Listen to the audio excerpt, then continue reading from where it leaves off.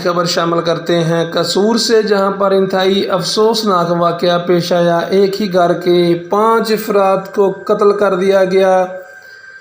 हमारे तहसील रिपोर्टर उस्मान जवेद की रिपोर्ट के मुताबिक डीपीओ कसूर ज़हद नवाज मरवत एक ही ख़ानदान के 5 अफराद कत्ल के अफसोसनाक वाक़या की इतला पाकर फौरी मौके पर पहुँच गए।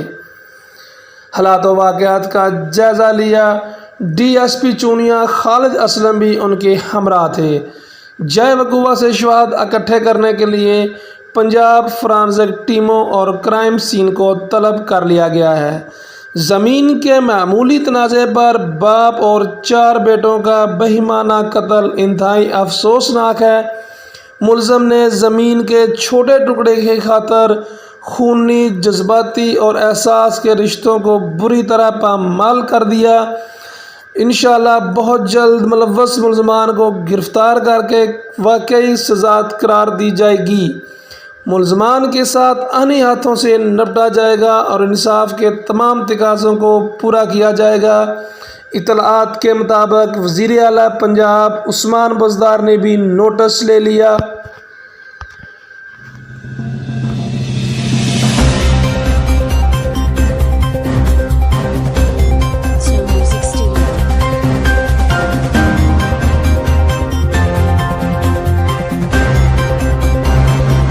मज़ीद ताज़ा तरीन अपडेट के लिए देखते रहिए दीवान न्यूज़ HD, हर खबर सच पे मबनी।